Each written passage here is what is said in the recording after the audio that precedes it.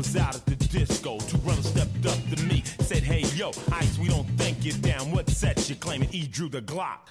Yo, my set's aiming. Dumb sucker buster try to roll on me. Please, I'm protected by 1,000 MCs and hoodlums and hustlers and bangers with Jerry curls. We won't even count the girls, cause they got my back and I got theirs too. Fight for the streets when I'm on Oprah or Donahue. They try to swear to brother, but they just didn't figure that my wit's as quick as a hair trigger. He's not your everyday type prankster. I'm Ice-T, the original gangster. All right, you were listening to WRUU 107.5 FM. We are Savannah Soundings Community Radio with Global Soul. My name is Keith. It's 9 o'clock on the last Wednesday of the month, and that means that this is Savannah Listeners Club, where once a month the best and brightest musicians in the greater Savannah area get the opportunity to share the music that inspired them to pick up and play music for we, their adoring fans. So tonight I got Dope Knife in the studio with me. How you doing, man? What's going on? What's going on? Good to see you, Mac Knife. Yeah, Dope Knife. Cool stuff, Mac man. Dope Nizzy, Cool a.k.a. Little Blade. Awesome. You had a track premiere today? Yeah, I had a track called Make It Dope premiere with Dead End Hip Hop. It's like a YouTube hip hop blog. Yeah, man. I saw it. I've personally been a fan of theirs for in 10 hours, it's had 2,500 views. Oh, yeah. So that's pretty cool. Yeah. That's pretty awesome. Yeah, it's good. I think it'll be by be at 35 by the end of the night. Oh, man, I like it. And for it's small change, but for cats like us, that's a big deal. Yeah, it's a big deal in my opinion. Cool stuff. So tell us about the track we just heard. That was Ice-T, OG. Yeah, that was Ice-T, Original Gangsta, off of the album Original Gangsta. I think 1991 or 1990, if I'm not mistaken. But okay. Yeah, no, Ice-T is, my personal favorite rapper of all time. Everybody has their GOAT, and Ice-T is definitely, that's mine. So when I was 6 or 7, that's almost a decade before I ever started rapping. I was a huge Ice-T fan. Nice. When I think of hip hop, if the dictionary was accompanied by pictures, yeah, and the definition for hip hop after the definition's written, it should be a picture of a 25-year-old Ice-T with the hat backwards. Now, when did you start rapping? I started rapping in 2001. In 2001? Yeah. Okay. Literally the day that I wrote my first rhyme was 9/11. Okay. Wow. Yeah, on that day is when because I had gotten asked to be in a rock band with some friends. Okay. Were you out of high school? Or? Yeah, I was still in high school. It was I want to say the senior year. Right on. The beginning of senior year. Cool stuff. And yeah, some friends asked me to join a band, and I was like, yeah, sure, why not? And that night that I went to sit down and write my first rap. Yeah. Because I lived in Singapore at the time. Okay. And that's where I went to high school. That's awesome. And Singapore is 12 hours behind or 12 hours ahead. One of the two. But in any event, when 9/11 happened here, yeah, it was nighttime for us, yeah. Wow. So we were watching it on the news after, wow, having gone to school that day. And yeah. Like that. It's amazing. Yeah. And you were telling a short story. You started to tell a story about coming from Liberia and. Oh, about the song? Yeah, no. Yeah. I was, like I said, 1990. So I was 6 or 7. My man. And I had we'd come back from Liberia because the war had just started over there. So we had just gotten to the States, and I had an uncle who my father was able to evacuate, and he was, I think, 19 or 20, and he was like, yo, I'm going to go see New Jack City. And he took me. Yeah. Oh, so I went with my 20-year-old uncle to go see New Jack City when I was 7 or 6, and then just fell in love with Ice-T, after that Sick. point. Sick. Very cool. All right. So I'm pretty happy with that. We're going to move on to the next one. Ooh. Ice Cube, Wicked. Next track. Here we go. Work.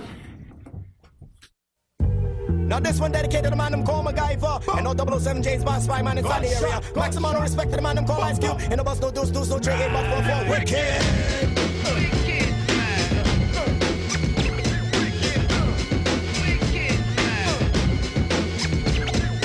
One, two, three, and I come with the wicked style when you know that I'm from the wicked crew.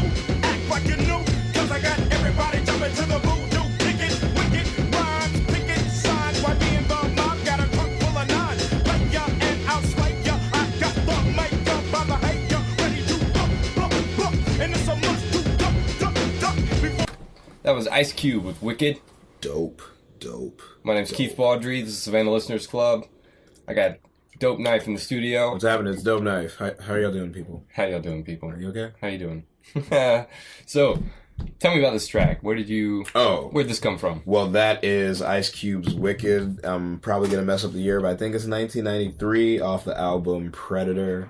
And, like, if Ice-T was, like, my favorite rapper and, like, the rapper that made me... Because I wasn't musically inclined until I started actually rapping. Then I started paying attention to music. Okay. But Ice-T was the music artist, one of the music artists that, like, I gravitated towards when I had no interest in making music. Right and on. Because of that, I always hold Ice-T in regard. Now, Ice Cube is, like, an artist that, even though I wasn't making music, I think I was, like, 10, 11, around that age when this album came out. I was just enamored with the way Ice Cube rapped. Because at the time, not many people were rapping like Ice Cube rapped. Like okay. Ice Cube. And how does Ice Cube rap?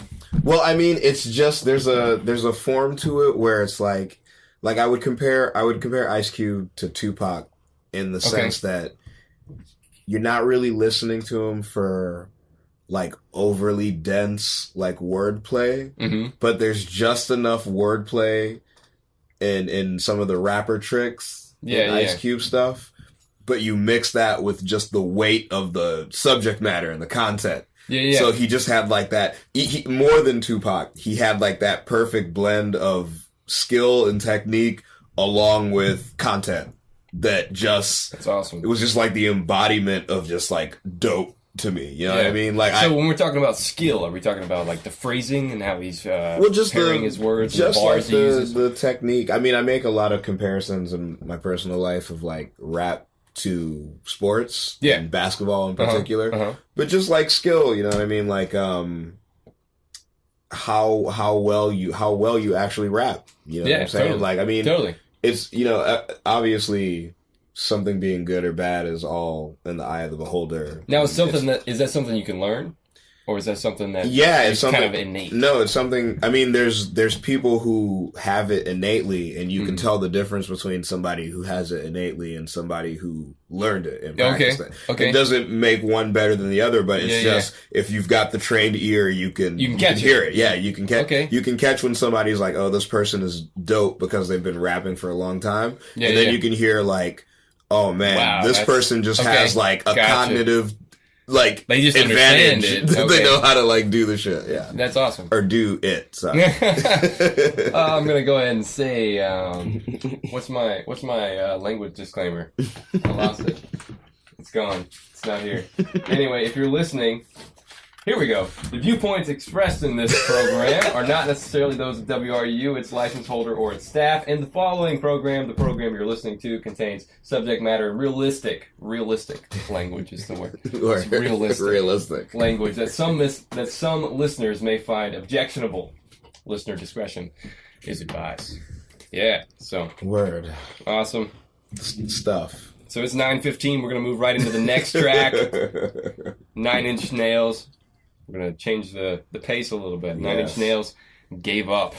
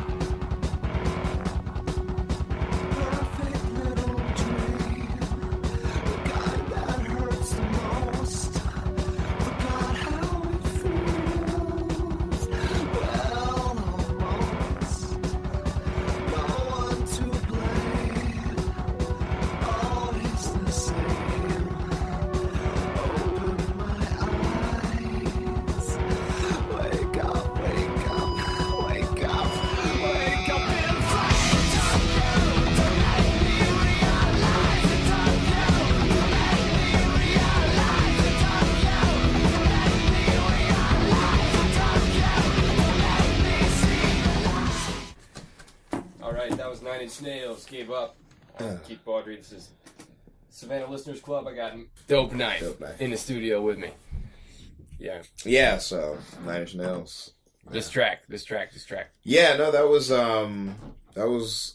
one of the like my introductions into Nine Inch Nails as an act. And again, it was at a time when I wasn't making music and had no inclination or any sort of like dream that in the future I'd be making music. It was just something that I gravitated towards. It felt like it belonged in an action movie, you know what I mean? And that kind of developed as like a theme that ran on. And just my personal musical taste when I'm approaching making music, it's like, all right, that high energy. I want to make something that you could take the words out of. When I'm producing and making beats, it's like I want to make something that you could take the words out of and just have Arnold Schwarzenegger like running through the bushes shooting again and totally. You know what I mean, ducking bad guys and stuff, and the music would totally fit. So that's just like stylistically I always felt that Nine Inch Nails, whether they're doing something high energy and loud or something that's slow and somber, there's just a style to it that just lends itself to like a visual nature. So that was just something that, you know, that song just holds a special place in the heart. That's amazing. Yeah. So visual nature, that's a cool track, because I know you like to produce stuff as well. So you've kind of produced your music and you've also produced videos. Yes. So did you do the Name Up video? Yeah, I directed the Name Up video. Now the one that released today. I did that one. You did that one as well. Yeah, I've done and Dynasty. I've done all but one of my videos. No, all but two of my videos, I think. That's amazing. Yeah. I'm probably taking credit away. Now from somebody for one of them. But yeah, I normally I go into, I mean, directing, I draw comic books. Oh, that's cool. And like I do too. The way, oh really? Yeah, man. Word. Well, the way that I approach it is like storyboarding a movie. Awesome. Well, for my comic book. So I just have like, if somebody gave me a budget. Yeah. I definitely think I could make a pretty decent B movie. Sick. You know what I mean? Sick. But directing film has always been something that I've wanted to do. In a perfect world, if my career pans out the way that I would want. Now, would you want to like to write the script, or would you take a script and storyboard it and create it? Or... Create the script, storyboard it, write it, direct it, do the music, the soundtrack. All That's that cool, stuff. man. I'm working on a graphic novel, and I'm doing like a instrumental soundtrack to that. Okay. Yeah, so that's sick. I like that. I've been thinking about it. Yeah, I've been thinking about that for a while. Yeah. So what's the story about? Can you tell me? It's like my take on like a crime fighter story. A crime fighter. Okay. But without it, I don't know. Like I have, whenever I'm like, is it like fantastic, or is it set in this real world? No, it's like, I mean, I don't want to say set in the real world, because once you give anything that sort of label like, oh, it's like a dark and gritty set in the real noir. World. Like, it's nothing like that. But I mean, I have like definitely in my storytelling, I have a certain sort of pessimistic like nature to it. No, enough so that it should. Life is pain.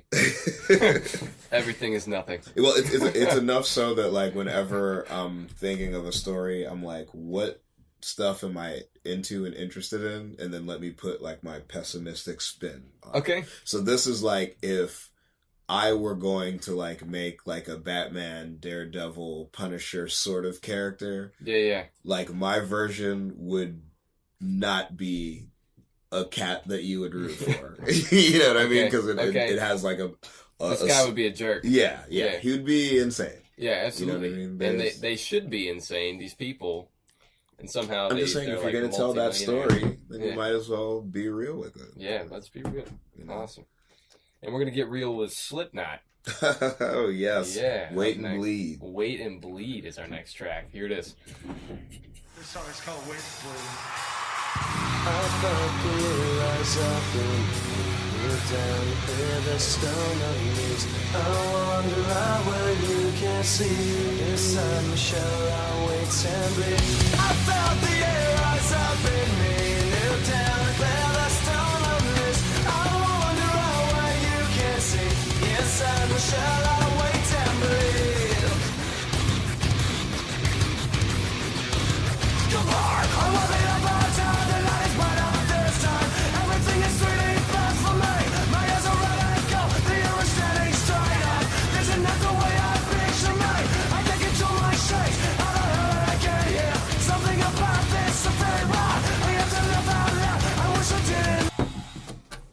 right, that was Slipknot, Wait and Bleed. Yeah. I got Dope Knife in the studio with me. Remember Savannah high Listener school? Club. Yeah, man. Yeah, man. All right, so you were telling me about the memory you have of this track. Yeah. So the first rap on 9/11 story, that was tied in because that day I was in high school, and that day a friend had let me borrow that first Slipknot album that song was on. So 9/11, like I said, it was nighttime for us. Watched the news coverage well until like the AM. Went to sleep that night with like the Walkman. And you had CD, the little Walkman. just listening to it, to go to sleep. And then the next day, school was canceled, and I'm sitting down with the family. We're watching like news coverage all day, and I just had that Wait and Bleed song just playing. That's gnarly. In a loop in my head. Yeah, that's gnarly. Yeah. Is that kind of out of character for like a hip hop artist to be listening to like metal music? Is that metal? I don't know how much so now, but back then, yeah. I mean, especially because my music upbringing, I guess, was just all over the place. No, just in terms of the stuff now, I listened to. Did you find music yourself, or are you mostly like taking suggestions and stuff? You said no. I mean, when I was a kid, it was totally what was popular. Okay. You know what I mean? I was I was into comic books and movies. And that was like the thing that I was interested in, enough to the point where it's like I would like go to like Blockbuster and like spend hours there looking for movies. Awesome. So I wasn't into music like that. So the music that I was exposed to as I was growing up was just stuff that was like popular and stuff that was hits. So when did music like start to matter to you? It started to matter when I started making it. Like when I started rapping.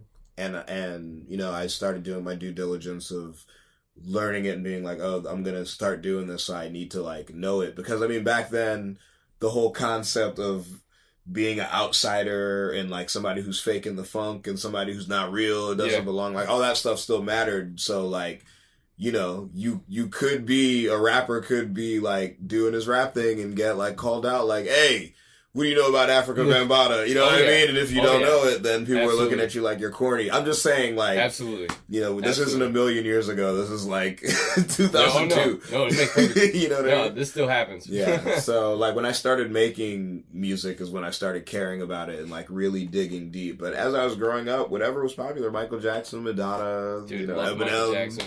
Michael Jackson. LL Cool J. Cool. Awesome stuff, man. And, so, you started making music in Singapore? Yeah, I was. And then you took that with you as you went on. As I traveled. I mean, the first year I started making music in high school, like we had gotten a little record deal with like a Singaporean record label. Oh, sick! And we did cut a little album. We got something playing somewhere. Did we hear this? I know what it is. I found it. That was Ice-T. Oh, word. Anyway. The original gangster. So, Singaporean record label. Yeah, has it been, when you moved, I know you were talking about you had to move a lot. Yeah. When you moved, did it become a solo thing, or did you try to find another group to be with? I was in or? another group. I was Dope Sandwich. I mean... Dope Sandwich was a rap group. It originally was supposed to be a record label when we started it, but it just ended up being... I remember Miggs. I remember Steven. Oh, dude, I'm going way back. Way back. Yeah, I'm talking like 2004, 2005, 2003 even. Okay. Dope Sandwich, you had basically... Yeah. You had Zone D, Blue Collar, Lyrics, Righteous the Poet. That was here in Savannah? That was here in Savannah. That's amazing, was like man. 12 MCs, 2 DJs. There's 2 different B-boy packs. Like, I mean, I was doing that from 2005 to like 2010. And then I took a year off in 2011. Then started doing Dope Sandwich stuff again from 2012 until 2015. And just in 2016 and 17 have I been doing like strictly solo focusing on Dope Knife. So yeah, I've been in rap groups. I've done solo stuff. I've produced my albums. I've done albums for other cats. But I'll always credit just the fact that I didn't grow up listening to hip hop stuff. Yeah, and I don't know. I had like a level of comfort being a fan of pop music before I became like an independent music snob. Yeah. You know what I mean? Totally. So it's just my approach to making music, even though I have like... And I think it just helps you understand people. Man. Yeah, exactly. Because a lot of people aren't music snobs. No, they're not. They're not. Like most people, try to be. Most people are not listening to what snare is going on. You know? Exactly. Like nobody cares. Exactly. Yeah. Exactly. And I think that helps you. I think that gives you an edge. Well, thank you. Understanding that. But yeah, we're gonna move right into the next one. We're gonna skip actually the next track. It would have been "Ship on You" by D12. That's a word I can say. Ship. Flying your ship. We're gonna jump to J Live, Wax Paper. Yes.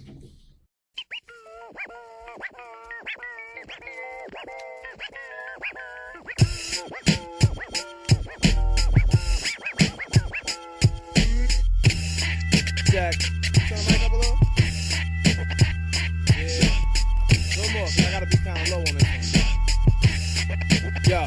As I start from scratch about this born suspect named Neat, a street legend. Pulling hits was his infatuation. From birth, his first spoken word was tech. So by the age of 12, you could guess what would dominate his conversation. He had a twin brother born in apart. One was dark, one was light, neither was right. Taking turns letting off shots to move crowds with the needle point aim and the infrared sight. So they ruled the night. His tone arm stayed tipped with the nickel plated. So even in the crossfire, they were never faded. It was debated that the steel play was overrated, but they negated all competitors to try to state it. Very few crossed the line and made it without a scratch. For every new batch, there was a new catch. Often, people ask Neek why his revolver wouldn't stop. He replied, everybody wants me in the coffin. This bitch ass tried to... You're listening to WRUU 107.5. We are Savannah Soundings Community Radio with Global Soul. My name is Keith. This is Savannah Listeners Club. I got Dope Knife in the studio. More on that in a second. Right now, I want to tell you about Tunes and Brews concert. Join WRUU for our biggest party of the year, our annual Tunes and Brews concert on April 28th from 6 to 10 p.m. at Southbound Brewing. This year's concert will feature visiting musicians Dead Neighbors from Athens, Georgia, and Teen Divorce from Jacksonville, Florida. Local musicians on stage will include WRUU hosts Josephine Johnson, Clay Hodges, and Ian McCarthy of Nancy Druid, as well as beats by DJ C. Powers. We'll also have great visual art, sizzling food, and of course your favorite locally made specialty beers from Southbound Brewing. Tickets will be $20 for general admission and $15 for students. All proceeds will help support Savannah's only community radio station. That's us, WRUU. That's Tunes and Brews on April 28th from 6 to 10 p.m. at Southbound Brewing on Lathrop Avenue. For more information, WRUU.org. Knife. Yo. My man. Exactly. That was J Live, Wax Paper. Yes, J Live, Wax Paper. That was a favorite of mine when I first went into college. And first got that's when I moved to the States, went to college in DC, and then started getting like my first taste of being around lots of other people who rap really dope. Cool. And yeah. Did that help you grow, I guess? Yeah. I mean, you guys learn from each other. You're not going to get good if you're like the only person that raps. If you're the only person you know who does it. Exactly. Like, what? That doesn't work that way. No, you have to be able to see somebody who spits something that you think is better than something you spit. And then you try to spit better. The feeling of trying to have them try to be better than someone, that's definitely some of the fire that helps. Did you ever do like rap battles? Is that a thing? Yeah, no, I used to do that quite a bit. Back when it was still freestyle battles. Though. Okay. Like, at some point, the change went into people doing like written rhymes. Okay, they would like write their attacks. They would write their attack, and then they would do it with no beat and say the verses with no music behind it. And just as a rapper, it's just, to me, it's just the easier thing to do. Like, the easiest thing for me to do would be for me to spit a rap of mine with no where's beat. The reaction? Where's the emotion? Where's the timing? The interplay, like the whole thing of it is, it's not the fact. It's just, it's like multi-pronged. You know, it's like, it's not just the fact that you're rhyming or that you're saying complicated rhymes. It's not just the fact that you're making everything connect and associate and making it visuals where people can picture what you're saying. It's not just that it's funny. It's like all of those things. And then also a big component is the timing in which you're able to get those ideas across. Yeah. Given the confines of a drum beat. Yeah. And the people who are more adept at doing that and making you think of more by saying, you know what I mean? Yeah, What they're saying. Critical thinking. Yeah, those are those are like who generally get held in regards as being dope MCs or dope rappers and stuff like that. So battling to me was really fun and it was really competitive when it was a spur of the moment. Anything could happen. You could watch a battle between one person that you think is way better than the other person, and they could have an off night. Maybe he's got a hangover. You know what I mean? Like anything can happen. It's like a real sport. Yeah. So to me, the current battle scene where people are doing the rehearse stuff, it's kind of like you're watching WWE. and then like the freestyle stuff is like UFC. Okay. Because you could watch a UFC match that's they're getting down and dirty. And somebody could get knocked out in the people first 3 seconds. Yeah, you know. Oh, that's cool. That's cool stuff, man. So I gotta know, what's in the cup? Oh, Jack and Coke. Jack and Coke, my man. Yeah. Doing it right. WRUU. All right. Hey. It's Wednesday. It's Wednesday. What better time than now? Linkin Park. By Myself. Here we go.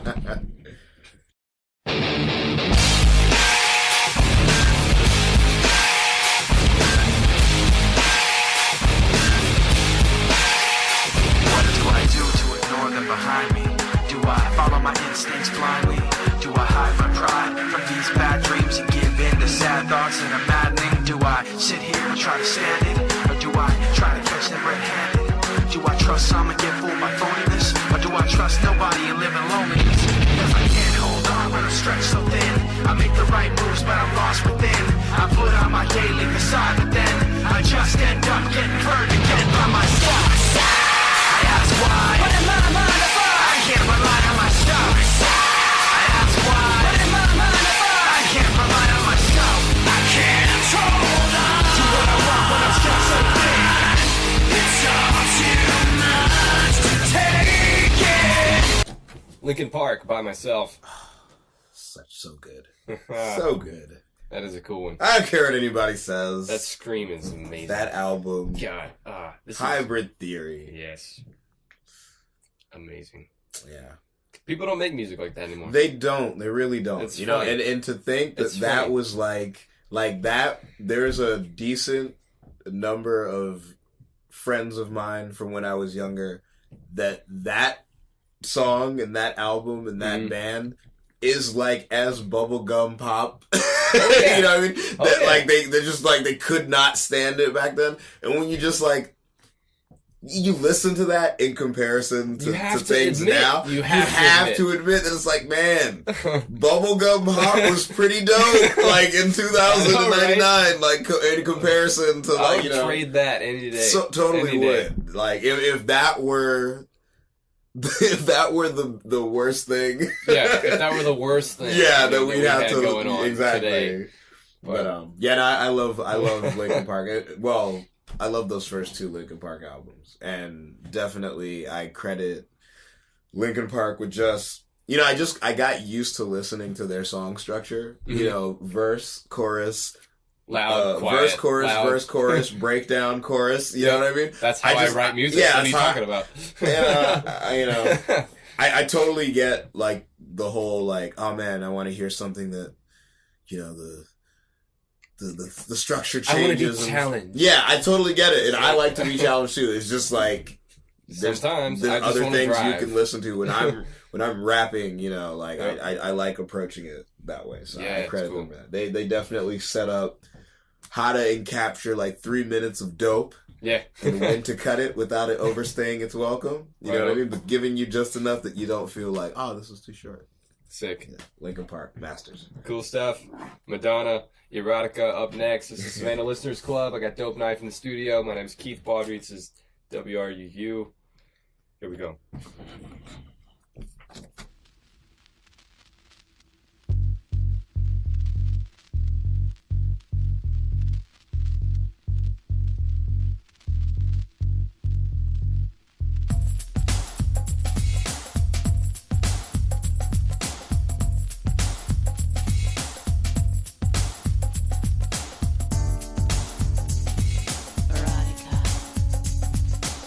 romance.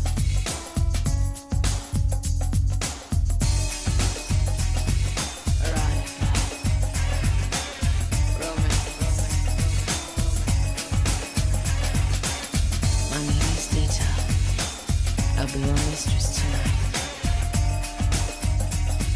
I'd like to put you in a trance. If I take you from behind, push myself into your mind when you least expect it. All right, that was Madonna. Yes, Erotica. yes, Madonna Erotica. Madonna holds a special place in my heart.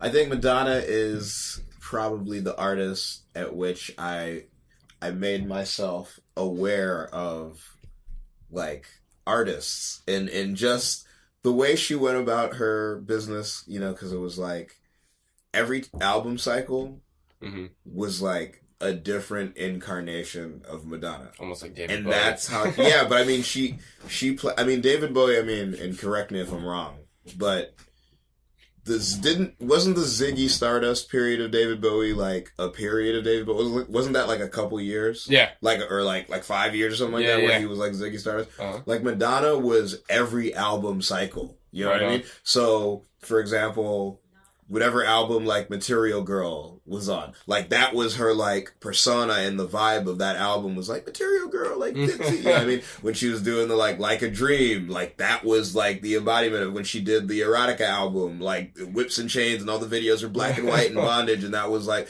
then the next, you know, album cycle she was like a Hasidic Jew, like then the next album cycle she was like a club raver, you know. That's so awesome. like I just dug that. So you dig that? I dig that. And Marilyn Manson had that too. Michael Jackson, to a lesser degree, I think, had Okay. that. Michael Jackson definitely had a persona that was like him all the time, that like he always protected. But Madonna and Marilyn Manson in particular, I think they mastered that, knowing how to just rip up what they did before and just make like the new project have a new life and a new breath to it, and just a new.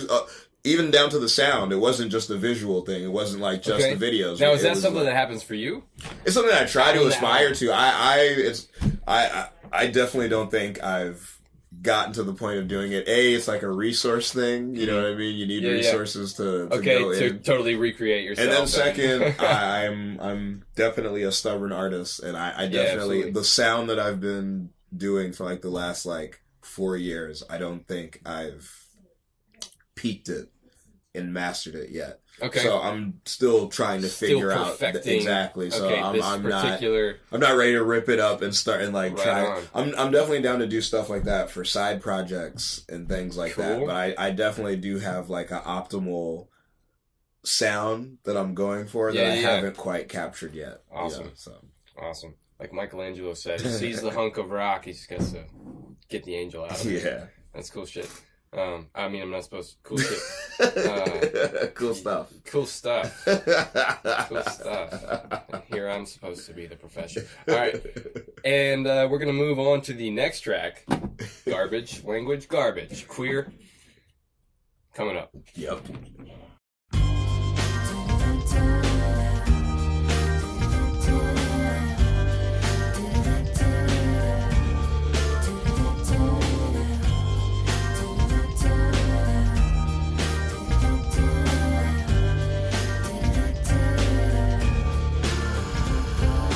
Hey boy, take a look at me. Let me dirty up your mind. I'll strip away your heart veneer and see what I can find. The queerest of the queer, the strangest of the strange, the coldest of the cool, the lamest of the lame, the numbest of the dumb. I hate to see you here, the joke behind the smile, a fake behind the fear. The queerest of the queer. All right. That was Garbage. Queer. Yep. My name is Keith. This is Savannah Listeners Club. The tail end. We got about 2 minutes left here. I got Dope Knife in the studio. Hey, what's going on? Just real quick, I just want to say about that track. I had a VHS of Pulp Fiction back when I was a kid. It was dubbed. Great movie. And at the end, as the credits were coming in, like the screen glitches and the Queers of the Queer video comes on. And that was my introduction to Garbage, and then I bought that album, and Butch Vig, their guitarist, is like, he's the god. That's so amazing. Yeah, so Tarantino to thank for this one. Yes, exactly. Awesome. Very cool. Very cool. So that's why that was on there. So, I've had Dope Knife in the studio with me tonight. I hope you enjoyed the show. It's been fun. Thank you for having me. Yeah, glad to hear it. Was it more of the same? You said you've done some radio. Yeah, no, this was different. It was way better, right? Yeah, like this wasn't the usual usual questions and stuff. Just rub my ego, man. No, I like this. I like the concept of bringing in the songs that influenced you. That's dope. Awesome. I need to come for like the second installment because I have some songs that didn't make the cut. Very cool. So definitely go and check out Dope Knife, dopeknife.com. Yeah, I'll be playing in Atlanta at Aisle 5 on Friday. Aisle 5 in Atlanta on Friday. Coming up soon. No, 529. 5 to 9. 529. Okay, I've seen that. Atlanta, 529 on Friday. Okay. Come check me out. Awesome. Cool. We got the Kennedy Coach Show. What up? They're in the studio right now. Yeah, I'm going to get out the way, let these guys take over. And yeah, I hope you have a great night. Thanks for listening. This has been the Savannah Listeners Club. Keith Baudry, Dope Knife. Boom.